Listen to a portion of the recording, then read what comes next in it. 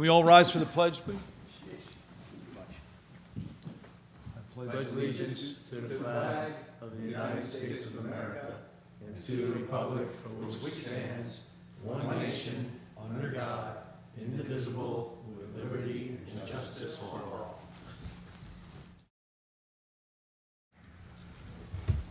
all. Thank you for coming to this evening's public hearing for a cable franchise agreement between the town and Cablevision of Wappingers Falls Incorporated. I'm going to open the public hearing. Can I get a motion to open a public hearing? So moved. Second? Second. All in favor? Aye. And I vote aye. Any comment on the public? Would Nat or Bobby, would you like to just go over what the terms are? You go ahead, Bob. Well, I'm not going to say too much. I mean, just like myself, Nat, and Mary Kate sat on about 4 or 5 different conference calls with the cable guys that are here today, and we went over almost line by line for the whole entire thing. And really, we didn't come up with any major changes whatsoever. And this is done, what, I think, every 10 years or something like that, I think it Well, was? the last was 15. No, it's 15, okay. So it was before I even got on the town board. Am I that it right, was on- Roger? 15, the last one was 15, I believe. 2015.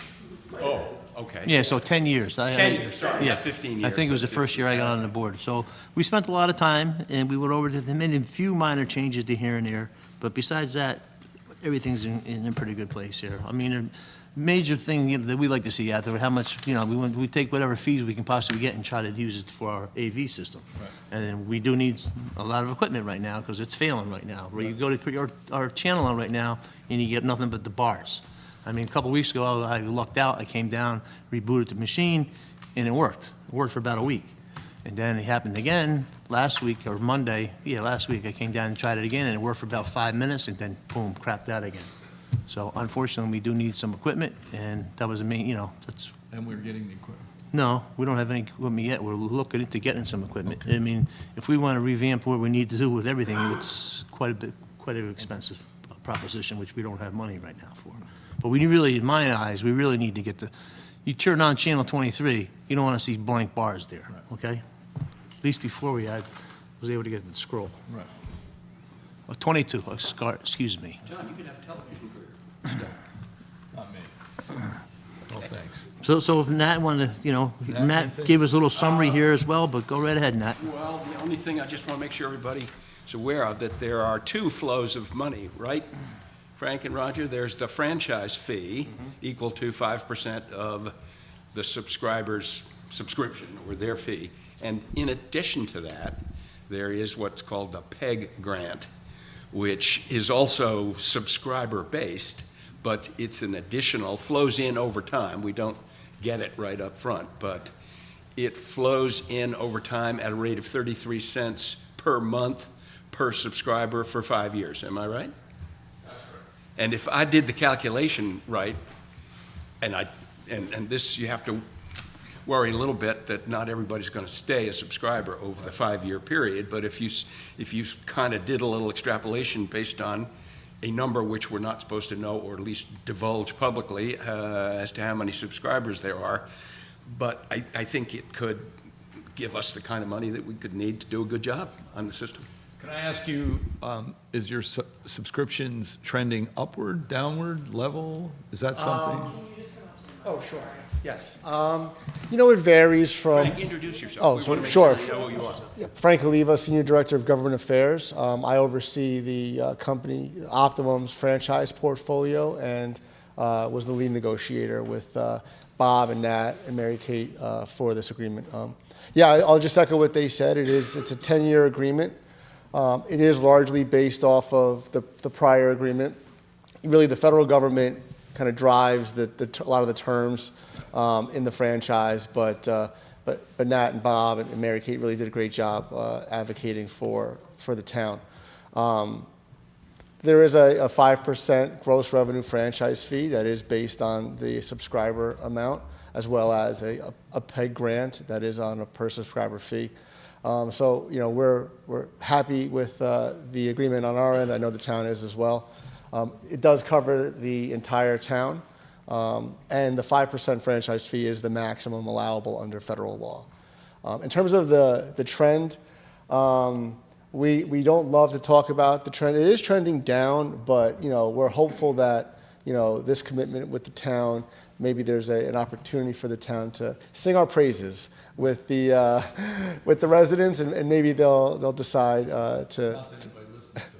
Well, yeah, they don't listen to us either, Supervisor. So but it is a very fair deal for both sides, and we're happy to enter into it. So just one thing, obviously, more and more people streaming this thing, but without the internet, you can't do anything. So you have to have internet provided by you. There's no other, I don't know if Starlink or anything. I see advertisers for Starlink anymore, but I never really looked into that. But I mean, you have to have internet even in order to stream any device. So you got to have it.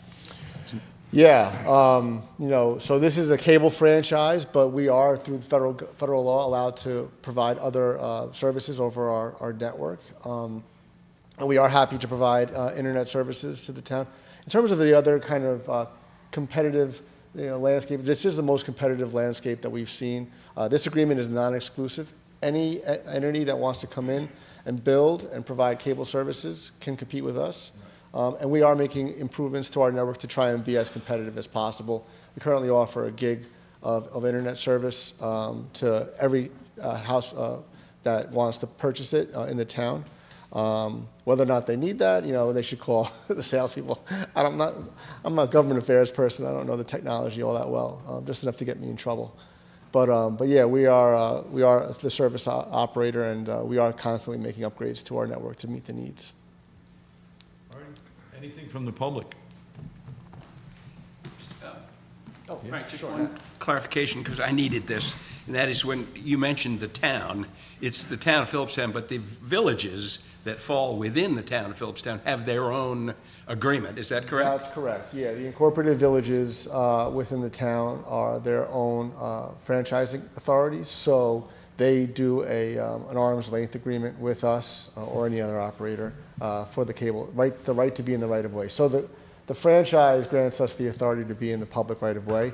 That's currently managed by the town. The villages manage their own public rights of way. Right. And we owe you a list of we need to make sure that I think it's Exhibit B, is correct in terms of the locations that we want to make sure are offered free cable service? That's correct, yeah. The franchise does contemplate a free cable services to municipal buildings as well as libraries and schools, which I believe we finalized, but I think there may have been some questions about some new locations, and we're comfortable adding those locations. What about an ambulance corps whose building we don't own, or do we? We do not. Yeah. Does that fall on the list? I'd have to check the list. I don't recall, but we could talk about that. I don't think there'd be an issue, but I'm not really allowed to discuss that. 6 emergency services agencies, so if it goes for one, it's going to be. Right, and if they're already on the list, then we have no objection. Yeah, I think I saw one. I think they are. I think I saw one, but not the other, although you have to keep straight between north and south. Who's in the north and who's... Yeah, but again, even though there are 2 agreements, it is one town. The 2 agreements were a function of when the systems were purchased years ago, and just an administrative item, but the terms are identical. And if there is a location serviced in south, and there's another location that needs to be serviced in north, there won't be an issue with that. Again, that's just for cable. Has nothing to do with... Just for cable. Nothing to do with an internet connection, unless they choose to use the cable as something they could pay internet service for? Of course, yeah, we're always happy, and we have a dedicated team to help provide guidance on municipalities and their cable and internet needs. Thank you. Roger, how about you? Is there anything you need to say, want to say? I'm good. You all may remember, Roger Connor was working for Cablevision 15 years ago, am I right? And was the director of government affairs at that time, and would have been in this very room in its old-fashioned, not fixed-up way. So we're happy to see you again, Roger. Happy to be here. Anything from the public in reference to this? No. Can I get a motion to close the public hearing? So moved. Second. Second. All in favor? Aye. And I vote aye. We gotta wait till 7:30. Yes. Yeah, we have to wait. Sorry, we need to wait till 7:30 to continue the meeting, so. We all rise for the pledge. Pledge allegiance allegiance to the flag of the United States of America and to the republic for which it stands, one nation, under God, indivisible, with liberty and justice for all. Welcome to the June meeting of the Philipstown Town Board. Approval of minutes, workshop meeting, April 29th, 2026. Can I get a motion? So moved. Second. Second. All in favor? Aye. And I vote aye. Monthly meeting of May 7th, 2026. So moved. Second. Second. All in favor? Aye. And I vote aye. Workshop meeting of May 13th, 2026. So moved. So moved. I have to abstain, I was not there. I'll second. Oh, yes, that's All right. in That's right, favor? that's the one I had to run. Yeah, I'm in favor. I heard you did a wonderful job. It was a good one. I will abstain. Thank you. Committee reports, Conservation Board. Okay, thank you, John. I'm going to go slightly off piste here because I attended two Conservation Board meetings in the past month, one on May 12th and one on June 9th yesterday. And the gist of both was a discussion of the project to remove the dam at Walter Hoving. And last night, the Conservation Board issued a negative SEQRA declaration, excuse me. They did not issue a permit. That's going to come down the road, in part because there's a narrow or a prescribed building window on the calendar. They have to build between April and September, and they won't be able to do the work this year. So it's going to be next year. And the work, as described in the May 12th meeting, is really interesting, and I'll just summarize it quickly. There's a consultant, a company named Interfluve, and they've got a guy named Nick Nelson who has an amazing title. It's a fluvial geomorphologist, and it's a good one. And he was there to describe the whole, the scope of it. And they're going to remove the dam. They're going to remove one of the footbridges. They're going to build a new channel just north, parallel to the current water channel. Just north will be about a dozen step pools built out of stone. It'll be about a 30-foot wide river sort of channel, with gradually sloping banks that'll be planted with native vegetation, and the whole thing will range from 3 to 5 feet deep. Flood-wise, with 1 to 2 year storms, it should be more effective than the current system. For much bigger storms, it'll be similar in scope of flooding, but the details will vary a little bit. Beth Greco, who runs Walter Hoving, she said that there is the project. She estimated the project will cost about $1.8 million. She says that funding is secure for that, and again, they will likely begin. They will aim to do this in the 2027 building cycle. And I'm trying. Yeah. I would just like to thank Andy Galler, Conservation Board, and Max for the countless hours that they've invested in this project with the concern of flooding and the impact downstream if the stream is altered. As we all know, there's been flooding in that area before. I didn't want the impact coming back on the town, that if it's changed, the stream bed is changed. But we have had 2 different flood studies, 2 inundation studies done. Yep. So Max and Andy have been at this for a long time, and back and forth. I've met with them a few times. I know they've conferenced with you, Mary Kate, as well. So we are very fortunate to have Andy Galler, the Conservation Board, and Max overseeing these projects in the town of Philipstown. So thank you. Yeah, I would second that, and I would say that I would point out that the town did something. They, under their leadership, did something smart in hiring a secondary consulting firm to vet the work of the consulting firm hired by the applicant. Right. And so there was somebody looking over their shoulder. Right. There were a few discrepancies, but they met about that, and they gave it they vouched for it. But it's a really, I think, effective way of covering. And the whole process began because the dam has been identified as a possibility for failure. So if the dam were to fail, it would be an uncontrolled failure, obviously, and it would be catastrophic to the neighborhood. So. It's a necessary project, Right. and it seems like it is being very diligently planned and vetted, and so. This has been going on for several years now, right? Yeah. Yep, and so, knock on wood, the work will begin and be completed in 2027. I'll leave it at that. The rest of my report is here, but I'll cede the floor. Thank you. Recreation. Good evening and happy Pride Month. I want to read Cecily Hall's recreation report. The commission had met on Tuesday, May 26th, and we're happy to report that the final session, they're in the middle of the final session of the recreation programs, and summer camp will be starting shortly. Summer classes that are currently underway will end mid to late June. For the seniors, they completed one senior trip to the Hudson Valley Renegades game, and this month they will hit Resorts World Casino, which is going to be very exciting for the seniors.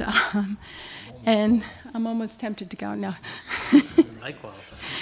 And later this summer, they have another lovely trip to the City Winery and lunch and a concert at the Brownstone in New Jersey in August. The spring senior luncheon was a full house on May 20th with almost 100 seniors in attendance. And the camp council orientation was last Friday. The next 2 to 3 weeks, the recreation department is busy with staff scheduling for the summer camp, handling all invoices for events and trips, and preparing the property, the grounds, for the summer camp. And the summer camp does begin Monday, June 29th. The recreation department is happy that they're well ahead of camp payments this year, as they've requested deposits for weeks earlier, and this has worked well. As a result, that has also resulted in families making sure that their arrangements are final, and the wait list movement, seeing a lot of families move up on the wait list. So that new policy has been very effective. All the weeks remain full, but again, the wait lists are moving, so people still have an opportunity to be on a wait list for their children for summer camp. For the theater, the Depot Theater was informed they did not receive the New York State Council on Arts grant for the proposed new theater building on the Recreation Center campus, but they do plan to resubmit another proposal in January. On the building and grounds, the outdoor spring sports programs will continue through early June, and then the grounds crew will begin setting up property for summer camp, and they'll relocate tents, outdoor water activities, cleaning the Gaga pit. In Philipstown Park, they're managing the annual ground bees issue. There's always an issue with bees in Philipstown Park on all 3 fields, which have been quite dry, and they're being treated this week. Additionally, the Highway Department, thank you to the Philipstown Highway Department for working on the septic line ahead of the needed updated permit for the park. And once the septic permit's in place, the park will be closer to having a bathroom opening, which I'm sure will delight a lot of families.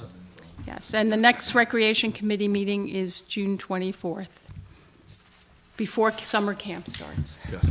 Yeah, Cecily called me about the bees. I guess they're crazy at the park, so they've moved programs from the park over to the rec center itself, some of them. So, as far as the pavilion goes, we are close. We did get an estimate for the remaining work. We're about $4,500 short of having the money to complete it. If anybody wants to kick in $4,500, we'd certainly accept it. But we are still trying to figure out what's left in the Friends of Philipstown Rec funds, and we may be able to complete it. We have money in the TL fund that's still left over, but we did have to pay the extra money for the septic review, and we did release money to the contractor for some of the work that has been done. But like I said, we're about $4,500 short of being able to just say, go ahead.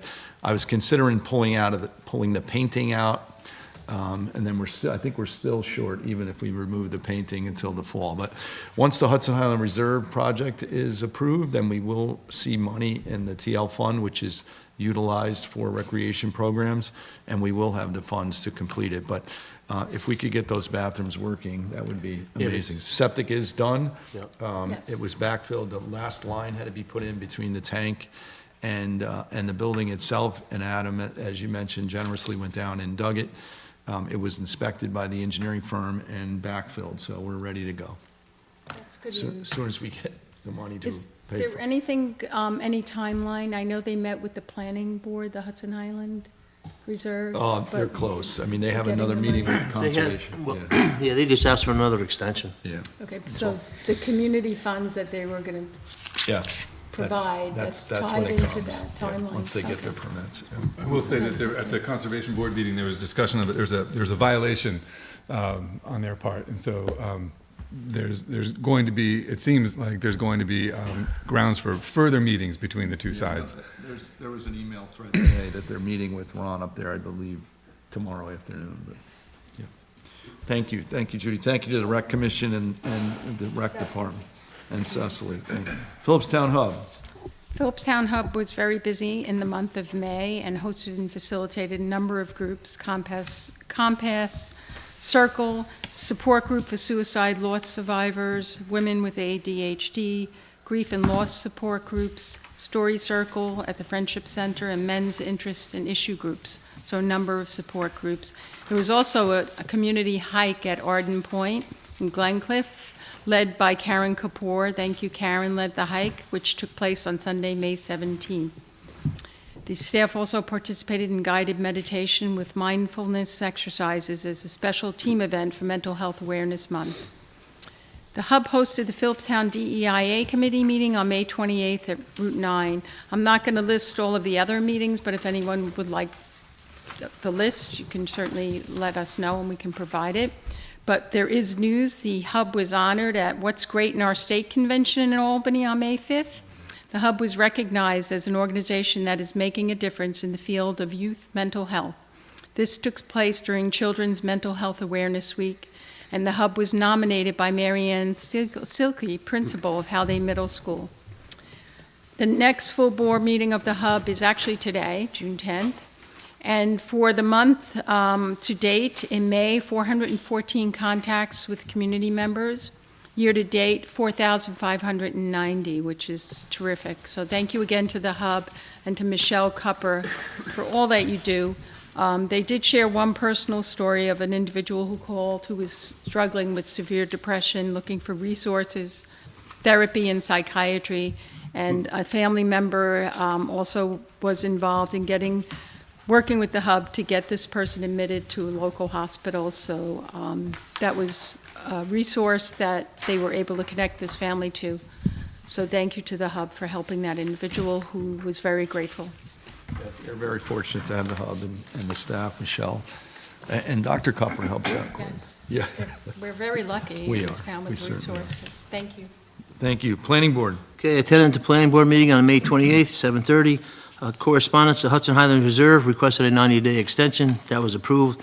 We did receive 2 letters regarding Upland Drive. All of us on the town board got those letters as well.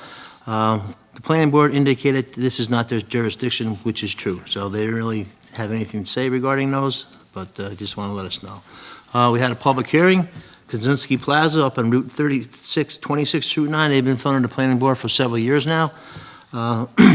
Most of the concerns that the citizens were concerned about is the traffic concerns going in and out of that area right there. Right there, you have a intersection of Route 9, obviously, East Mountain Road North, and Old Albany Post Road goes right through there. So it's a little bit tricky there.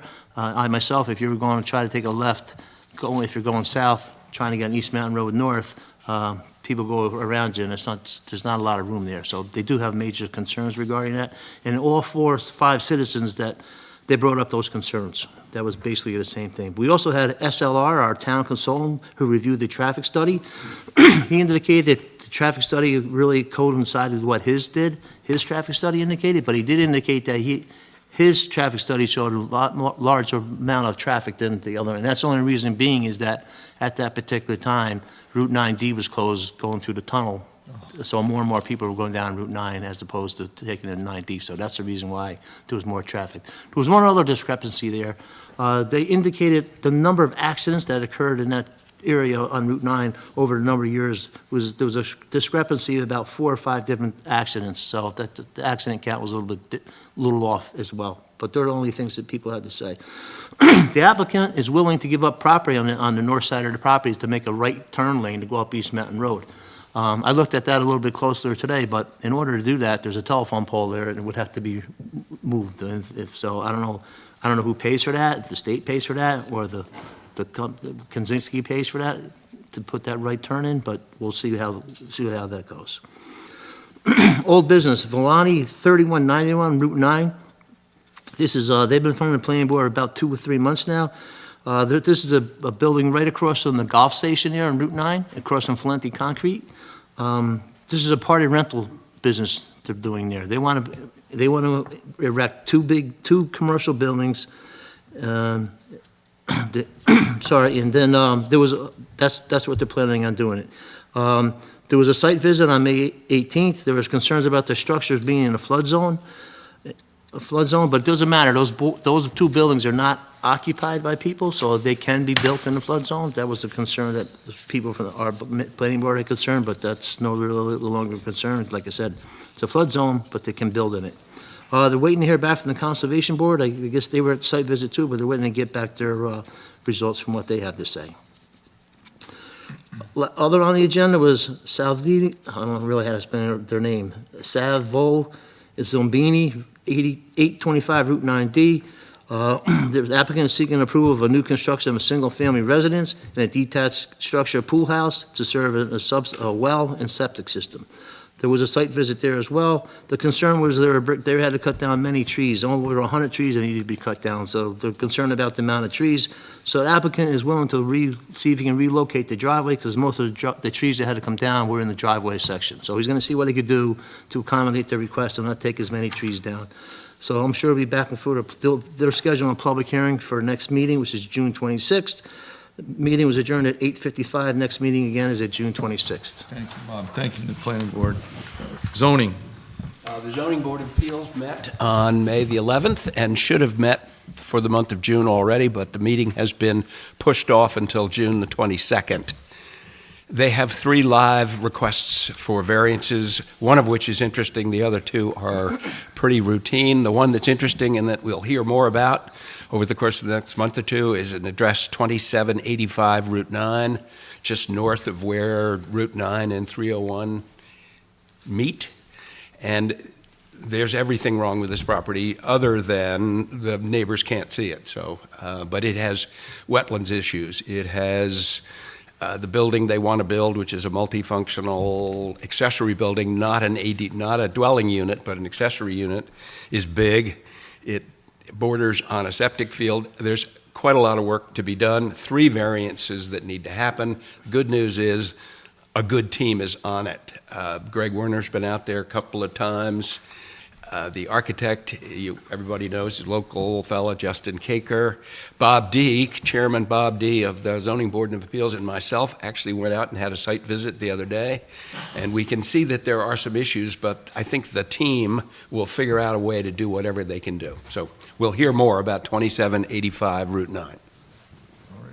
Thank you to the zoning board. Thank you, Nat. Highway. Highway, work performed for the month of May, presented by Adam Hotelling, Highway Superintendent. Crews have been out grading roads, potholing, and some curbing has begun. Mowing has also started for the season. Please be alert and have consideration of the crew on the road. Drive slowly and avoid them and let them do their jobs. The board passed a resolution authorizing the Highway Department to sell old equipment on government.deals. So if anyone wants to look at the equipment that we have up for sale, go ahead and look at govsdeal.com. The board also passed a resolution awarding the bid of South Mountain Pass, East Mountain Road drainage. Hopefully that's going to be starting soon. It went to the lowest bidder, Ben Saccone. We did approve that at our last meeting. Good news, the final approval given by the Central Hudson and NYSERDA, and the solar panels are now up and running. So just a little more word on that. We built that system much larger than we needed to. And the reason we did that was we had this thing called net metering. So whatever energy we have left over every single month, we can divert that power, which I made a list of what it's going to be. So after the highway's done, number 2, whatever power we have left over is going to go to the meter here. And if there's anything additional left over there, it will go to the building department. And the last place it could possibly... My house didn't make that. No, it wasn't on the list. In the salt shed. So I'm very happy. That's a 96 kilowatt system, which is really big. It's almost 3 times bigger than the system we put on the rec center several years ago. I gotta say that the The company that did it was very, very professional, and it took them a bit longer to get done, but when they actually started the work to get done, they got it done relatively quick. So I'm very happy to see that it's all working. The two clerks up there should have an app on their laptop now, so they can monitor the system, see how much electric is being generated every single day. So it's a real good thing. Heads up, all residents in violation of New York State vehicle safety law, mowing grass clippings or raking leaves onto road clippings in a highway can create a slippery surface, especially when it's wet, increasing risk and losing control of a crash. Clippings can also wash into the storm drains, causing backlots. So please do not put your clippings and lawn and leaves out in the street, please. Highway Department assisted the digging of the trench of the septic system, which Judy reported on the Recreation Committee. The Highway Department, approximately 16 emails and phone calls they received, and have spent $11,200 on vehicle maintenance for the month of May. End of report. Thank you. Thank you to the Highway Department. Thank you, Bobby. Building and Land, I have nothing. Cemetery Committee? Cemetery, I finally got in touch with this guy named Taggart, who does, I guess he's the guy that's been maintaining the headstones and so forth like that. I finally met him. We met up at the cemetery up there on 301, which the town highway cleaned up a lot last year. Oh, yeah. Okay, so I met him up there for the first time. So I asked him to get a priority list of things to go. He said, I said, why don't you focus on this cemetery down here, because he's about 3 or 4 things Mountain Avenue Cemetery. So I asked him to focus on that, because then once that's done, there should be any more work in there for quite some time. So that's what he's going to do. I'm waiting for a quote on how much that's going to cost. I also put him in touch with our town historian, Farlow, because Farlow would like to get one headstone erected and fixed up there before July 4th. Yeah, there's a Revolutionary War. Right, so I put them in touch with each other. I don't know if they talk to each other, but Taggart seems to be on top of things. So he called me a couple weeks ago, hey, Bob, I still haven't heard from Matt Farlow. So I called Matt and said, Matt, you better get in touch, especially if you want something done by July 4th. That's a couple of weeks away. So hopefully they'll get together and get that going. So, all right, so we finally got something going on with the cemetery committee at this point. All righty, thank you. Thank you to the Cemetery Committee. Agenda. First on the agenda is Kristi, Kiko, Lattu to provide an update on the Philipstown Food Pantry. Come on up. Thank you. Thanks for coming out.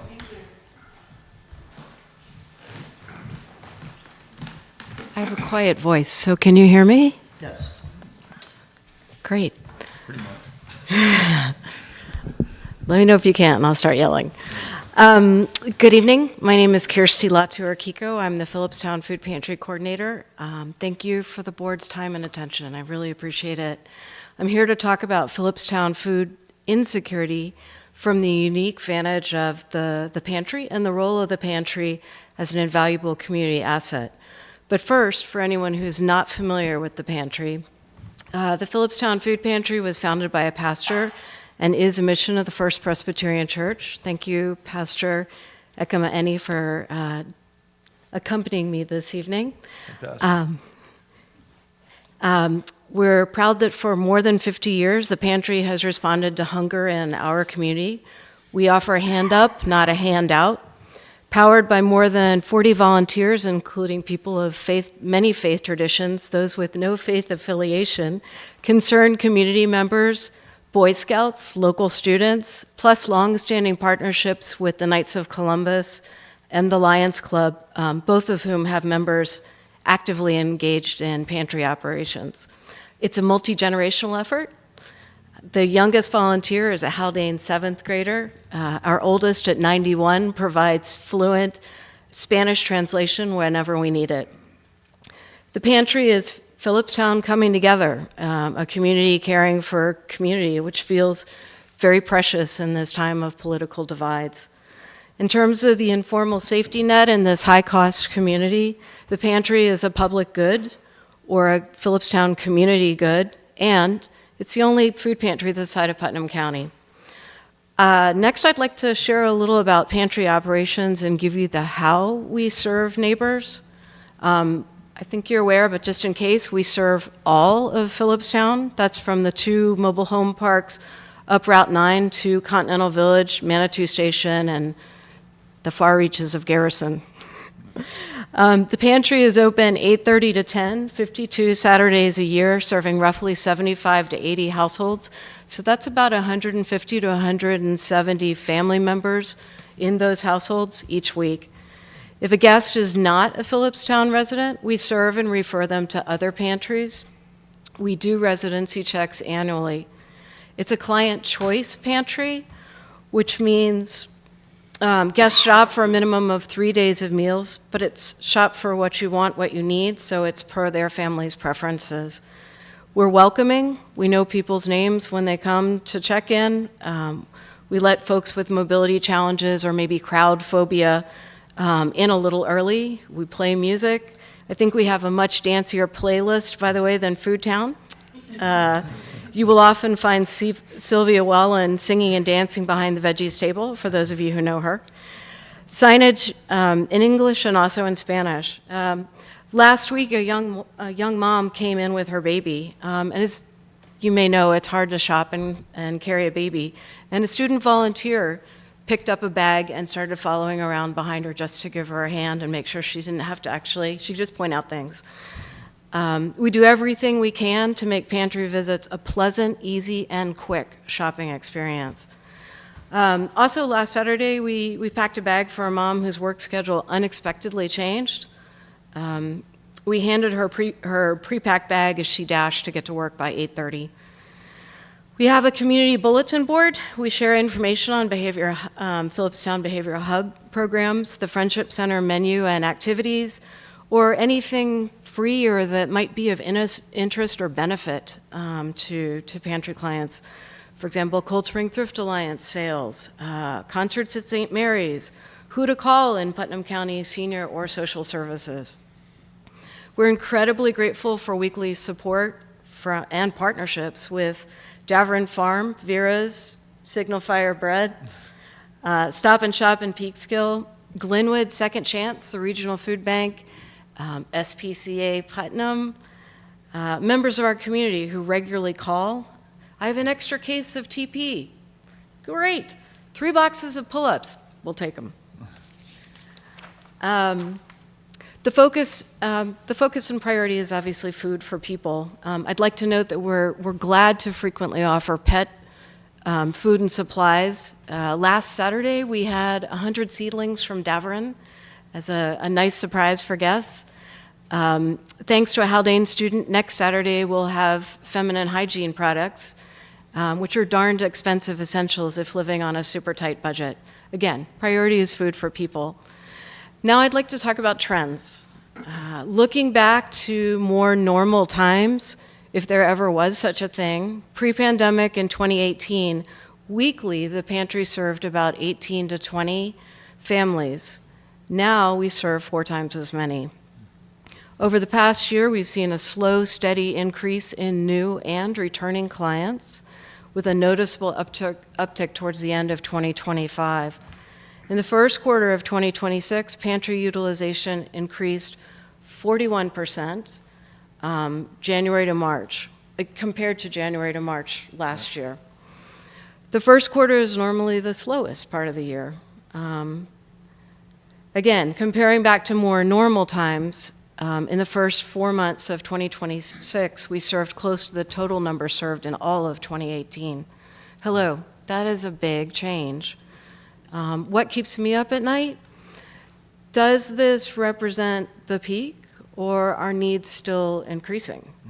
And my fear is it's the latter. Many pantry guests visit frequently, even weekly, indicating ongoing, not temporary food insecurity.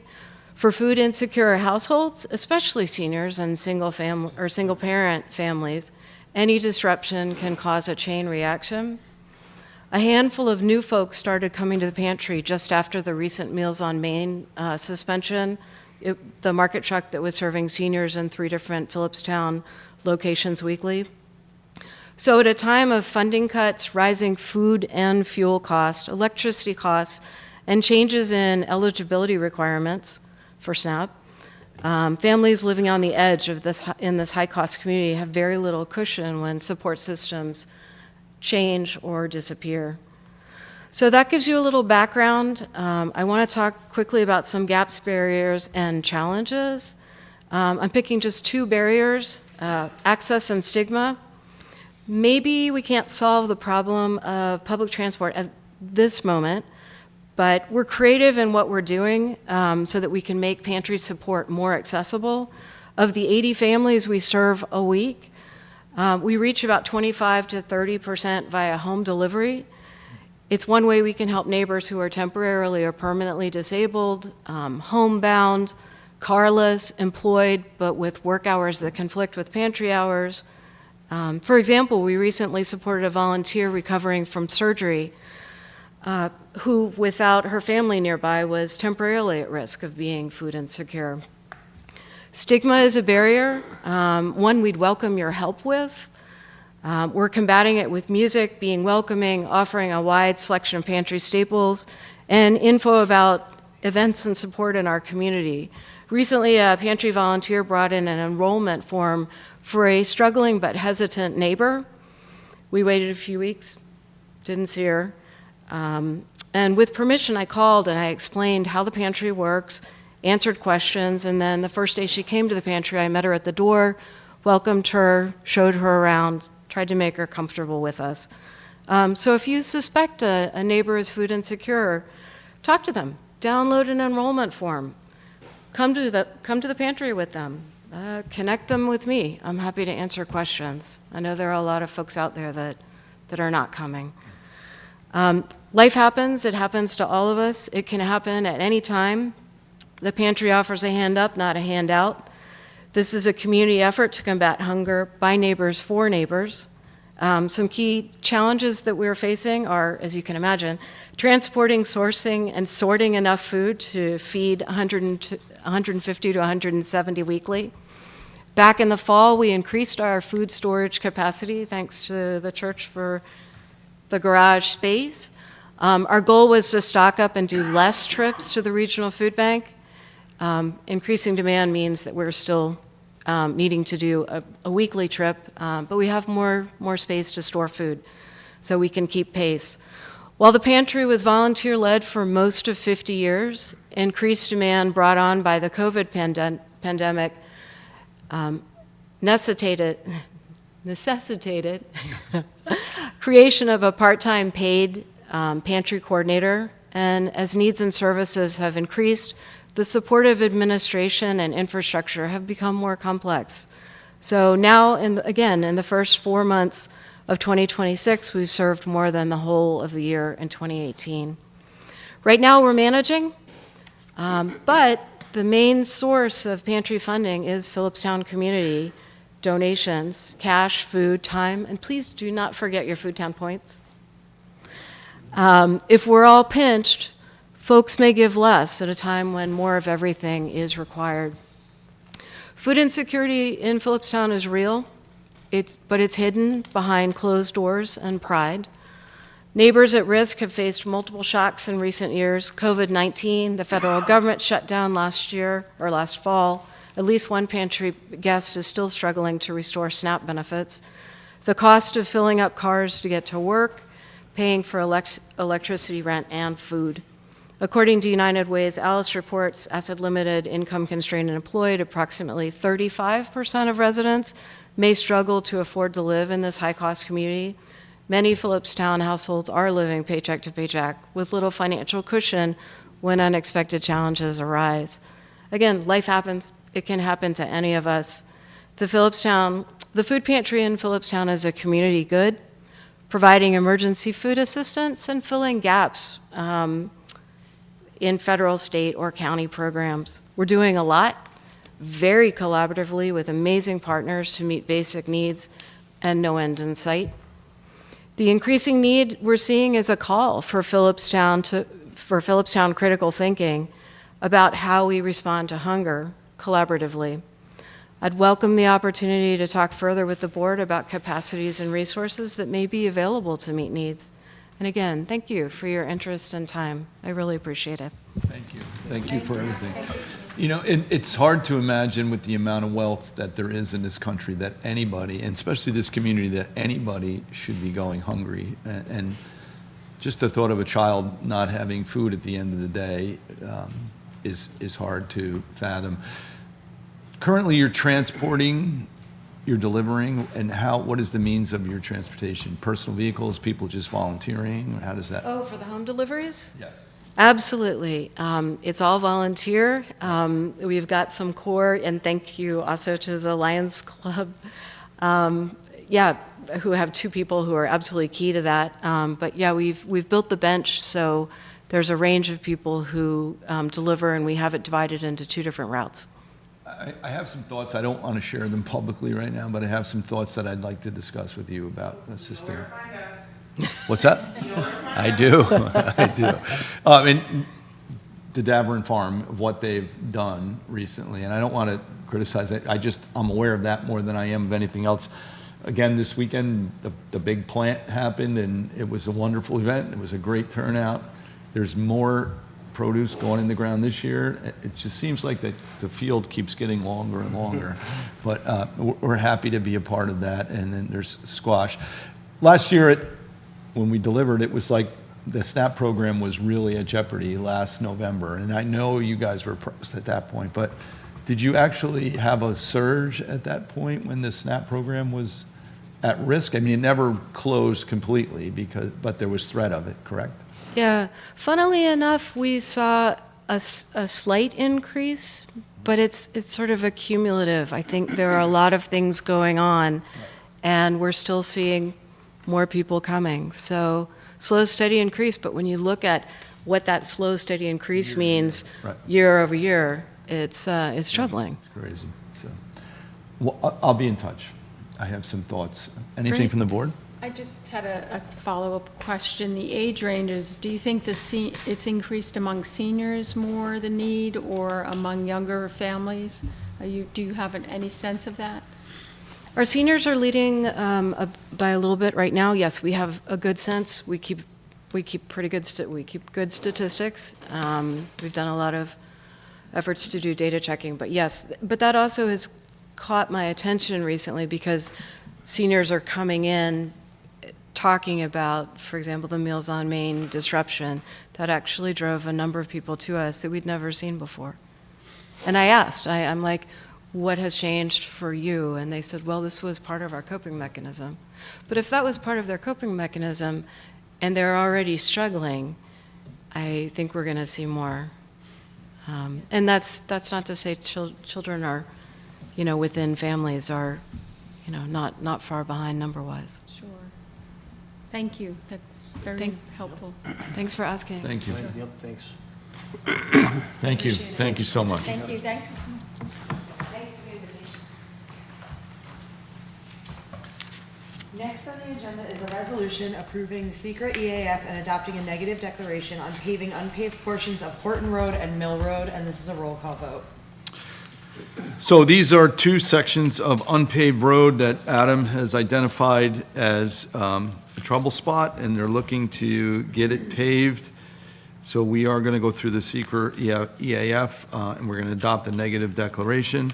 Can I get a motion, anything from the board, sorry? Is this new? This will be a new section being This is paved not- on the So road. that neighbors don't know about, does everybody know that it's going to happen? It's a public, that's why we're having this discussion this evening. So, but yes, this was advertised on the agenda, Tara? Yeah. Yes. It's been on the agenda since before last. So it's not a long section of road. It's 2,050 linear feet of Mill Road and 1,450 linear feet from Mill Road to the end, so.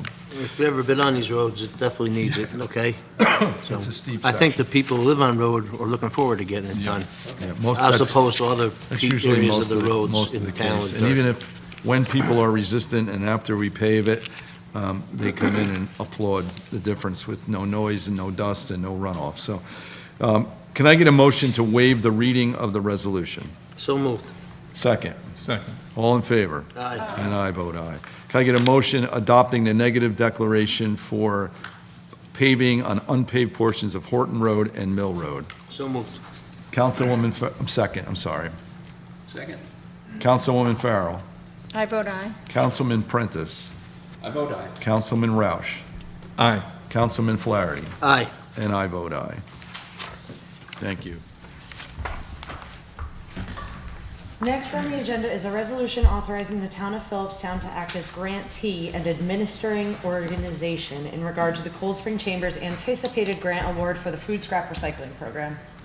So we had a discussion about this in May, or April or May, and they needed us to be, we needed to be the municipality that would receive the grant and distribute the funds. So we are going to do that, provided they get the grant to do the commercial food scrap recycling. Can I get a motion accepting the town board hereby authorize the Town of Philipstown to be the grantee and administering organization in regards to the Cold Spring Chamber's anticipated grant award for commercial food scrap recycling program? Motion, please. So moved. Second. Second. All in favor? Aye. And I vote aye. So John, can I just make just a quick clarifying comment about that? I want to make sure everybody knows.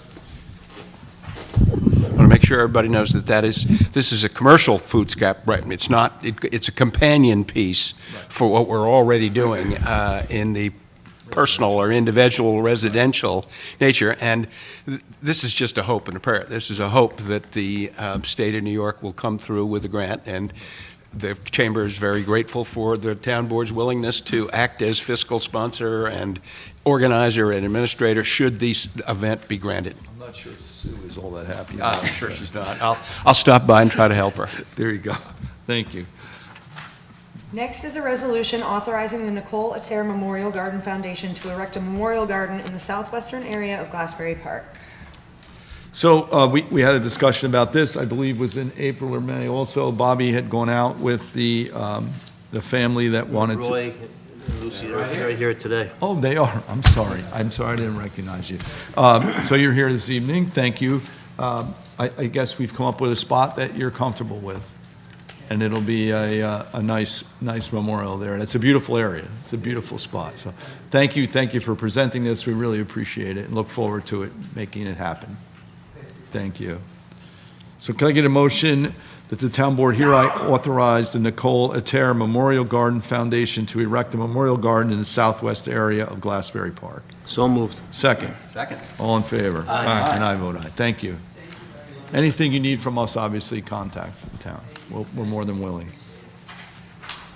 Next is a resolution in support of the grant application of the New York, New Jersey Trail Conference for a park project known as Anthony's Nose Trail Restoration, and this is a roll call vote. So we're all familiar with the New York, New Jersey Trail Conference. They are, actually, I hiked Anthony's Nose Monday or Tuesday night.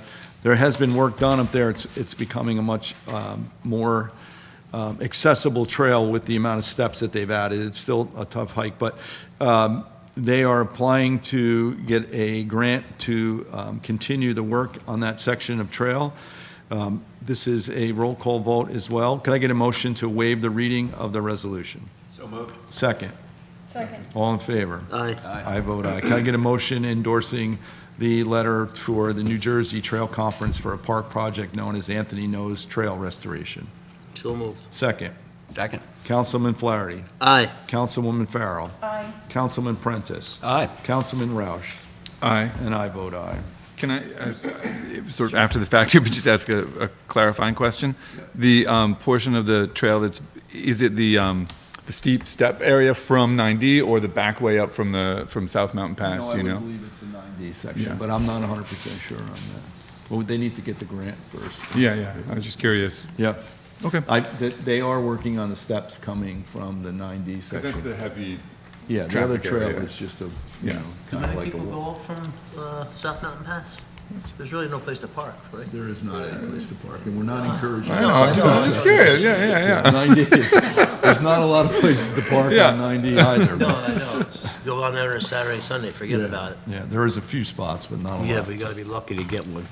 Yeah, it is a well-hiked trail. There's a lot of hikers on that trail, as you know.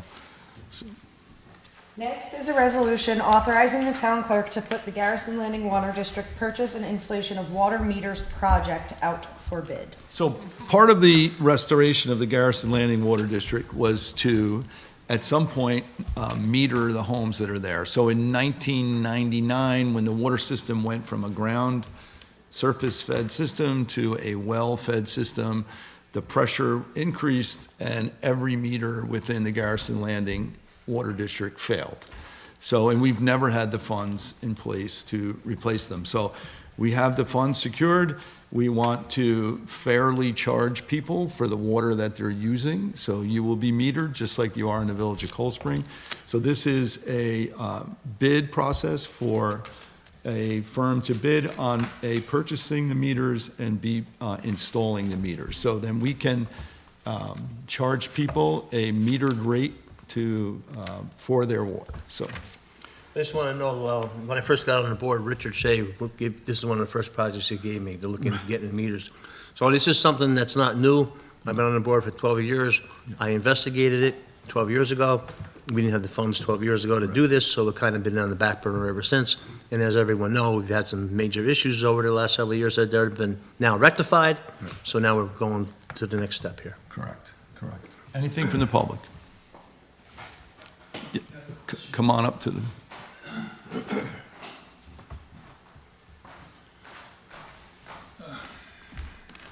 Council members, my name is Jerry Singer. I'm here with my partner, Bring Kyle that Good. mic up a little bit so we can, there you I'm sorry? If you could turn it up so you can, Oh, you're taller.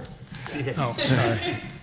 So my name is Jerry Singer. I'm here with my partner, Kyle Good. We live in Garrison and have no problem with the putting out to bid or the metering. In watching the board over the last bunch of months and reading your minutes, I just want to say the complicated issues that all of you handle is really something to behold. So Tara, our hardworking clerk, which I've had relations with recently, knows. I had just one question, if I may. What is the status of the financial plan that was to be filed by the town with the Office of the State Controller concerning the audit of the Garrison Landing Water District?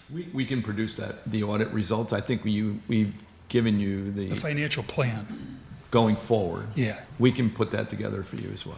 Have you done, did you file it? No, not formally, no. Oh, We're working. but, But this is a part of that plan. so it's still in progress?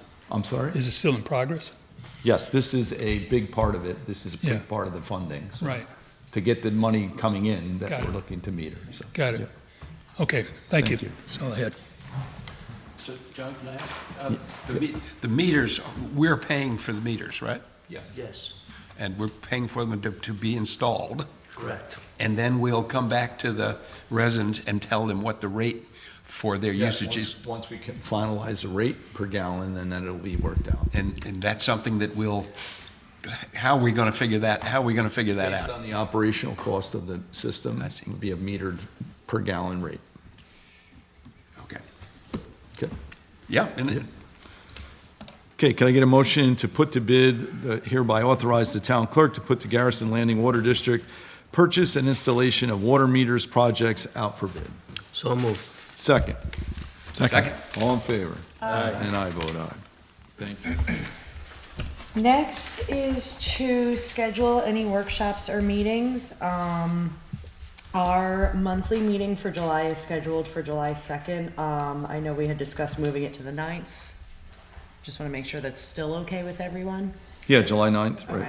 So, and we do have to meet next Wednesday. I was gonna say, and then I know you want to meet for a workshop next Wednesday on the 17th. Yeah, we have a few items. And I also left in front of all of you 2 resumes that we've received for 2 open positions. Can we schedule interviews for Wednesday, the 17th? Right, so we have we have a opening on the zoning board, and we have an opening on the conservation board, so. Do we get and any we have- money for the climate smart community issue? Not yet, but Martha is also on through, Yeah, I I know, believe, end of September September, 1st. No, right, I yeah, did yeah. advertise for it. I will advertise for it again, but we do still have some time on that Yeah, we one. do, yeah. Right now, those 2 positions on those 2 boards have been empty. So it's So we need. June. It's gonna be June 17th. I'll schedule interviews for what, 7 and 7:15, and then we'll Sure. do the meeting at 7:30. If I happen to run into those two, should I tell them? Or Tara, do you No, want? I'll send them an email out tomorrow, and then if for some reason I can't get a hold of them, then I Okay. might enlist you. That's it, unless anybody has any I other have nothing. meeting Well, requests. I just think we need to get the short-term rental back on Oh, yes. the agenda at some point. Mary Kate, will you let us know when you go to draft? and we Yes. can Yes. that, because we changed things at a meeting earlier in the year. I know you were. Yeah, I Maybe think, we could put that to bed July 9th, the July meeting? Yeah, I think we talked about that. That's our public hearing, right? That stuff, yeah. so it'll have to be, it'll have to Yeah, be we introduced. would and then- schedule a public hearing, send it to county planning. Yeah, that's right, that's 7/9. So we could have that for the July 9th. Yes. Okay. John, could we schedule the cable, assuming that we are comfortable with the cable renewal, can we schedule that to be Yes, signed? We have that for next week. That's for next week, Yep. okay. That's one of the items for next week. What was the other thing for next week? To approve the, the, invoice, or The the, budget amendment. the budget amendment and also the Cable. Quest proposal for And upstairs. Cablevision. And Cablevision. Right, Okay. good. Okay. Next is the code enforcement monthly report. This is for May. Total fees collected $43,096.50. There were 28 total permits issued, 2 additions, alterations, or repairs to residential buildings, 26 all other permits, 19 certificates of occupancy were issued, and 3 inspections of public assembly. And that's it. Next is any other business that may come before the board. So I know, I love the segment on NBC News that says there's good news. We actually have some good news. We had a Moody's rating done for the town of Philipstown, and we had a AA2 rating, which is 2 notches under the best rating that you could get as a municipality. So this will enable us to, make us a more, will be more competitive to lend us money. So we're in a better position to get a lower interest rate. So my appreciation to Kevin McKeon and Sue for getting this done. Again, a AA2 rating is really fantastic for the town of Philipstown. So that's good news. John, is that in line with recent ratings, or is that higher and lower, or is that? This is towards the township, so I don't know. If But I there's- mean, like in years Recent past? years, so. I don't know. Oh, It's the first time I'm hearing about it. What's that? I mean, I don't remember anyone reporting. We've never had this. No, I know, I before. was gonna say, it's Never news had to a me rating too, I'm saying, never We've, heard. not that I'm aware of, Right. not in the 17 years I've been here. Okay, Yep. great. Yep. Okay, that's all I have. Just so everyone knows, well, you say something? I'm sorry, I do No, have. go ahead. The equal protection policy went in effect in June. The training was done for the highway crew.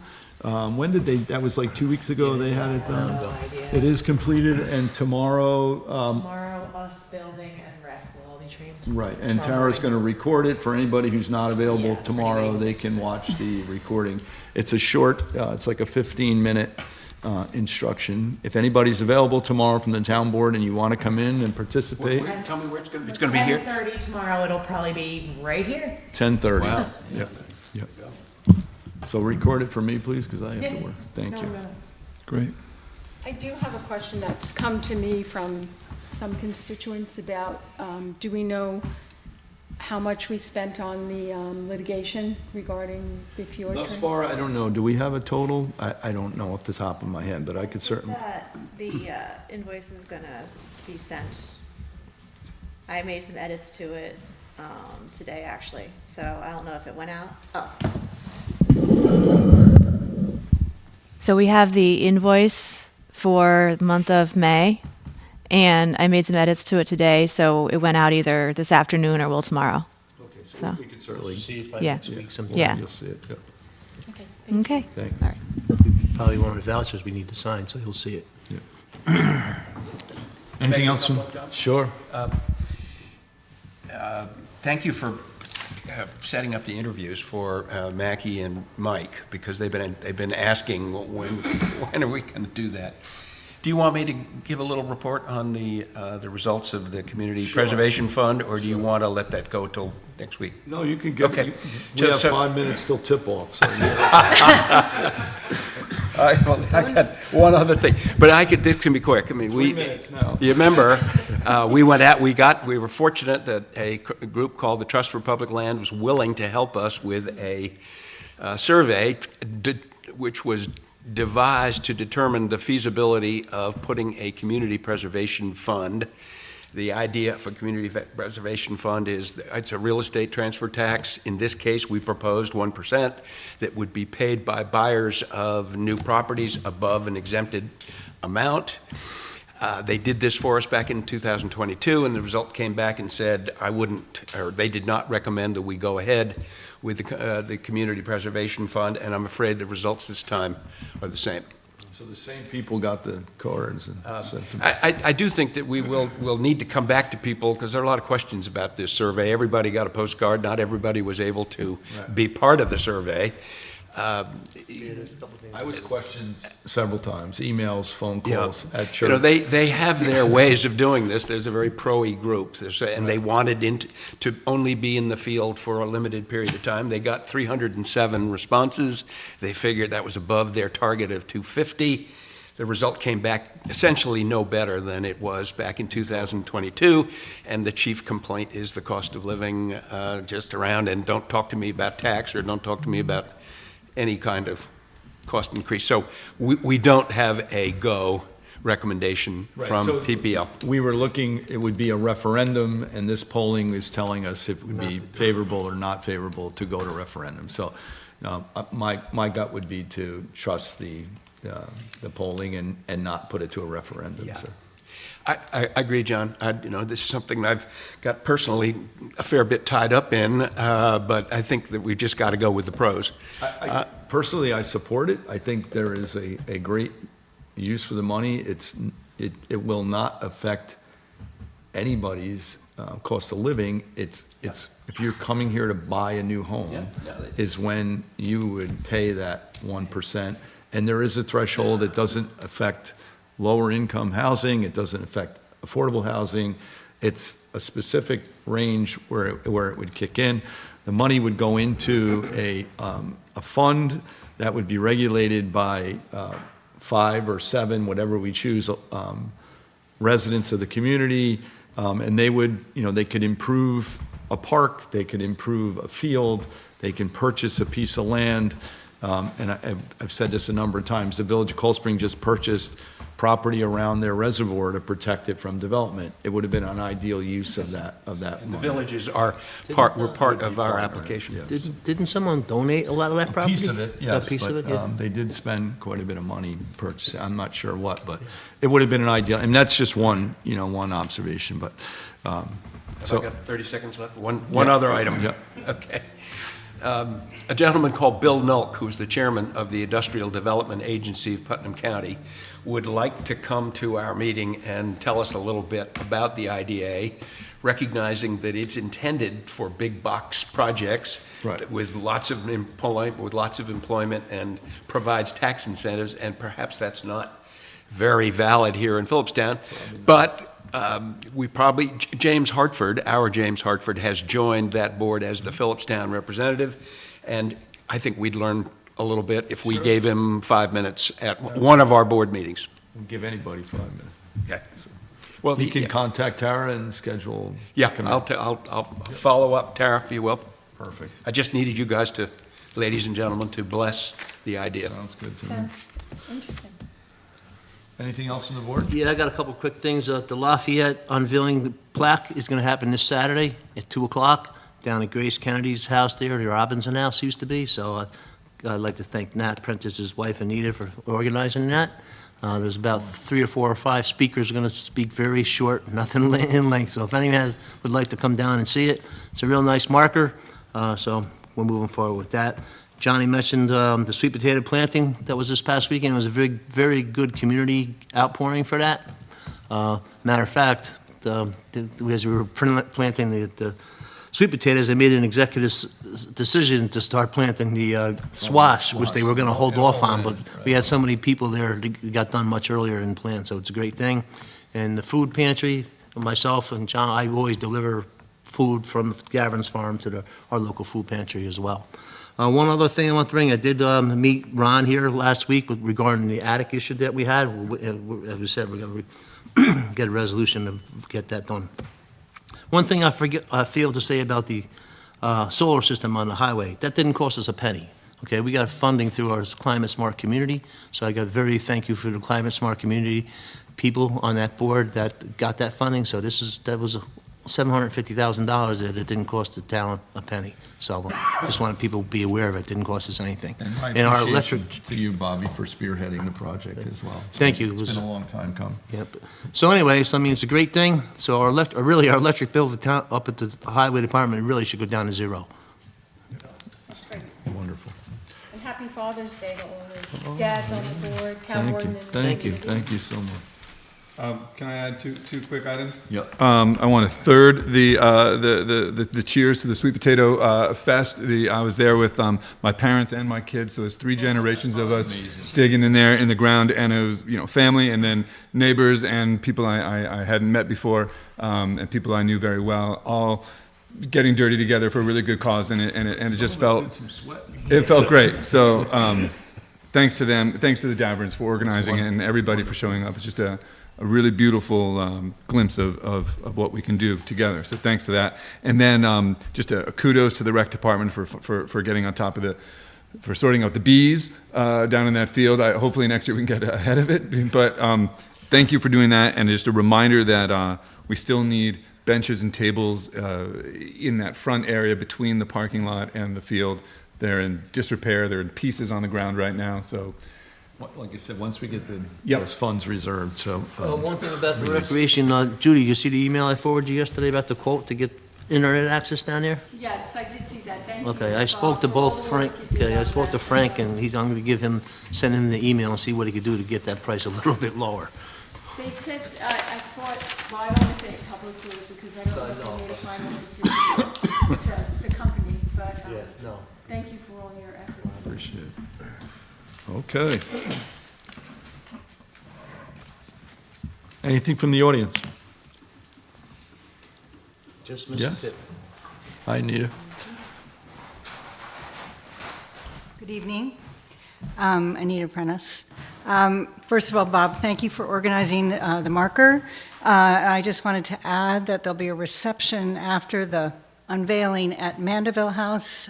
Sarah Jane Brittis, who inherited the house last year and has been doing a lot of repairs on it, will have it open to the public. So that's an opportunity, and she's going to have it open also 4th of July weekend and then further dates in the summer and fall.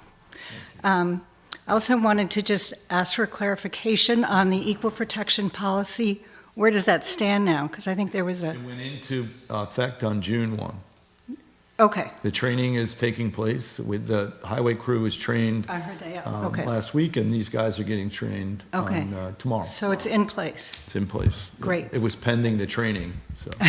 We accepted it to go into effect in June, right, Tara? June 1 it was supposed, Well, it said 60 days, so that would have been the June 4th meeting, so, so last week.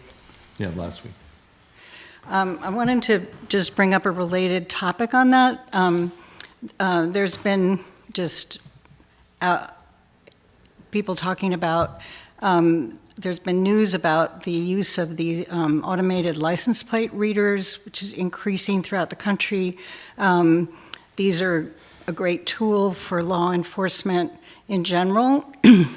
At least they were until law enforcement took on a more sinister form in the form of ICE and the Border Patrol and many of their activities, which I think we would agree have been illegal. And so there's just a heightened level of concern out there about the use of these cameras.